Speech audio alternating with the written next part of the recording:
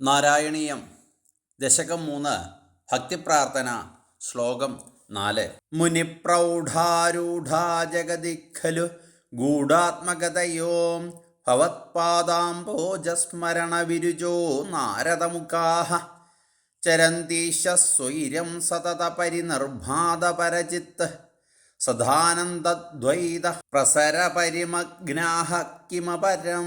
ആചാര്യൻ ഈ ശ്ലോകത്തിലൂടെ നാരദാദി മഹർഷിമാർക്ക് ഉള്ള ഭക്തിയോളം ആചാര്യനും ഭക്തി ഉണ്ടാകണമേ എന്ന് ഗുരുവായൂരപ്പനോട് പ്രാർത്ഥിക്കുന്നതാണ്.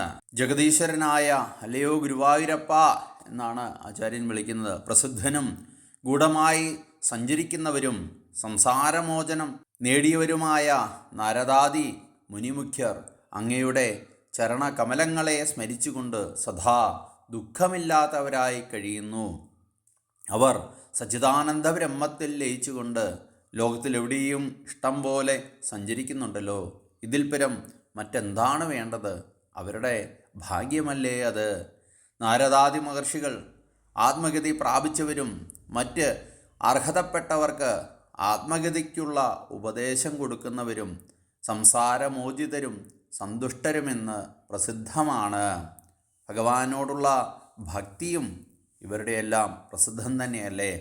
നാരദൻ, ശുകൻ, സനകാദികൾ, സപ്തമഹർഷികൾ തുടങ്ങിയവർ വിഷ്ണുഭക്തന്മാരാണ്.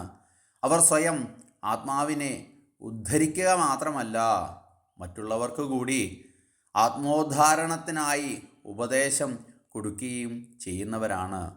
അങ്ങനെയുള്ള ഭക്തന്മാരാണ് മുക്തന്മാർ എന്ന് പറയുന്നത്. നാരദൻ വേദവ്യാസന് ആത്മഗതി ലഭിക്കുന്നതിനായി ഭാഗവതം ചമയ്ക്കാൻ ഉപദേശം കൊടുത്തത് ഇതിനൊരു ഉദാഹരണം തന്നെയാണ്. ശ്രീ പരീക്ഷിത്തിന് ആത്മഗതി ലഭിക്കുന്നതിന് ഭാഗവതാമൃതം പകർന്ന് കൊടുത്തത് ശുകമഹർഷിയാണ്. വാത്മീകിക്ക് ആത്മഗതിക്ക് ഉപദേശം നൽകിയത് സപ്തർഷികളാണ്. ഈ മഹർഷിമാർ ഭഗവത് ഭക്തിയുടെ മാഹാത്മ്യം ഹേതുവായി എപ്പോഴും എവിടെയും സഞ്ചരിച്ച് അർഹതപ്പെട്ട ഭക്തന്മാർക്ക് ജ്ഞാനോപദേശം ചെയ്ത് കൊടുക്കുന്നുമുണ്ട്. അതുപോലെ തന്നെ അനുഗ്രഹിക്കുന്നുമുണ്ട്. അപ്രകാരമുള്ള ഭക്തി തനിക്കും ലഭിക്കുന്നതിനായി അതുപോലെ തന്നെ ഭക്തനായി ജീവിതം സുഖപ്രദമാക്കണമേ എന്നുമാണ് ആചാര്യൻ ഈ ശ്ലോകം കൊണ്ട് ഉദ്ദേശിക്കുന്നത്. നമ്മുടെ എല്ലാവരുടെയും പ്രാർത്ഥനയും അതുതന്നെയാവണം.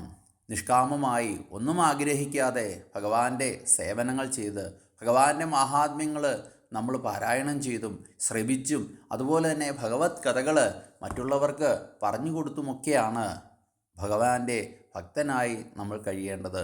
ഒന്നും ആഗ്രഹിക്കരുത്. ഇങ്ങനെ നിഷ്കാമമായിട്ട് ചെയ്തുകൊണ്ടിരിക്കുക.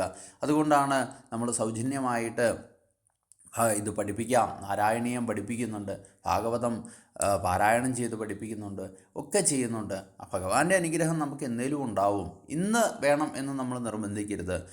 ഒരു കാലത്ത് മരിക്കുവാനായി നമ്മൾ കിടക്കുന്ന സമയത്തായിരിക്കും ചിലപ്പോൾ ഭഗവാന്റെ ദൂതനായിട്ട് കാലൻ വരുന്നത്. നമ്മളെ കിടത്തി അനുഭവിക്കാതെ നമ്മളെ നല്ല മരണം നമുക്ക് ലഭിക്കുവാൻ വേണ്ടി അനുഗ്രഹമുണ്ടാകും.